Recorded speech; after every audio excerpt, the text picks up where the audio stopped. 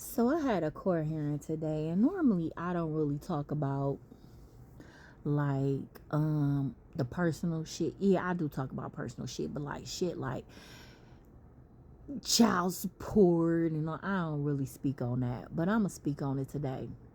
So my middle kid, which is my 11-year-old, I don't really get along with his dad at all because he's a narcissist. Anybody who dealt with a narcissist, you already know how toxic it is, how it's just no compromise, no nothing. So this nigga is so arrogant to think that he could go before the judge and just basically lie. And it's crazy because when we did the court hearing in the Zoom thing, they had both of us raise our right hand and say that we swore to tell the truth.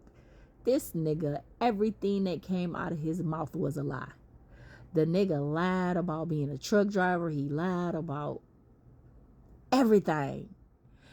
And just the manipulation that he thought he was going to do with the judge. He thought he was really going to just come in and be like, oh, I work here. And the judge was like, no, sir. You are the executive owner of blase logistics, and you make close to almost $200,000. And he really tried to just lie and say, no, I work for this other company, and 1,100 a month is too much money. 1,100 a month is too much money when you make almost 200,000 a year. Are you serious? Then you really thought that you was gonna get in front of that judge and just lie your way out of not paying child support? Let me tell you, then the judge asked me if I had anything to say. Now, y'all know I always got a lot to say, but my inner God was saying, shut up, Denise. Let me fight this battle for you.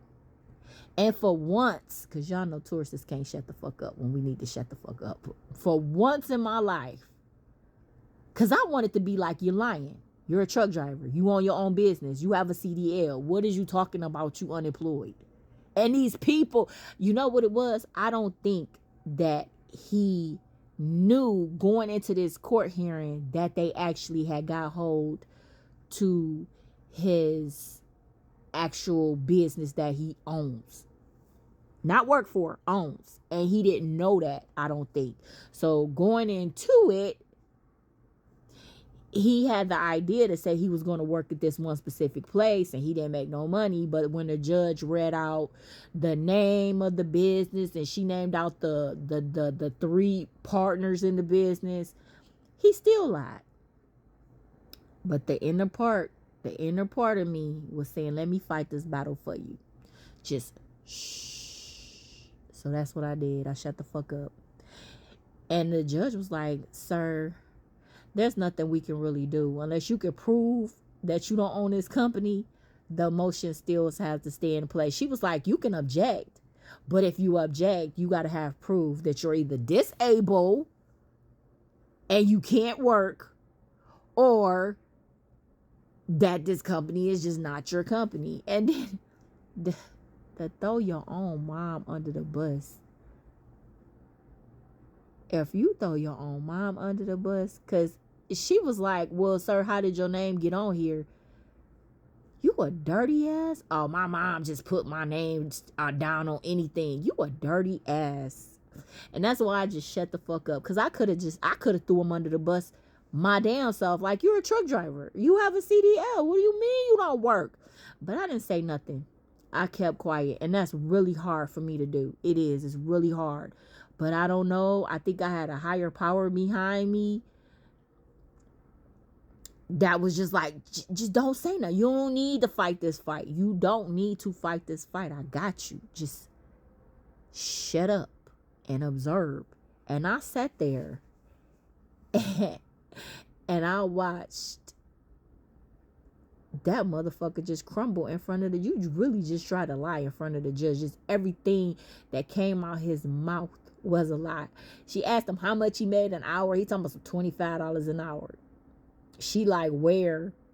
He named some company, which He don't work for them. He drive trucks. If it ain't related to driving trucks, he ain't fucking with it.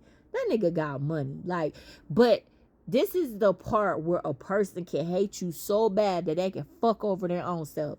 He only had to pay me $300 a month. What the fuck was $300? And technically, I wouldn't even go put the nigga on child support, but the nigga pissed me off so motherfucking bad till I was like, okay, motherfucker, I got you. And when my son was like 5, that's when I hid this nigga from child support. But the nigga hated me so much. He hated me so much. He ended up getting himself put on child support. Like, long story short, the nigga had his bitch call me because she found out about his kid. I don't know the bitch. I wasn't with the nigga. I was with a whole nother nigga. He had this bitch call me and cuss me out when he was really in a relationship with somebody else. And I was like, I endured it. I didn't say nothing, but I was pissed. Like, why would you have your bitch call me and I'm not even your girl? Or you gonna have this random bitch call me and cuss me out? Okay, nigga. The next day I called a friend of the court. I gave them that nigga name, birth date, and I think that was it. Just the name and the birth date and the name of his business. And they found his ass that same day, and they been on his ass ever since. All the nigga had to pay me was $300, but the nigga hated me so much. He hated me so much. He didn't want to give me $300.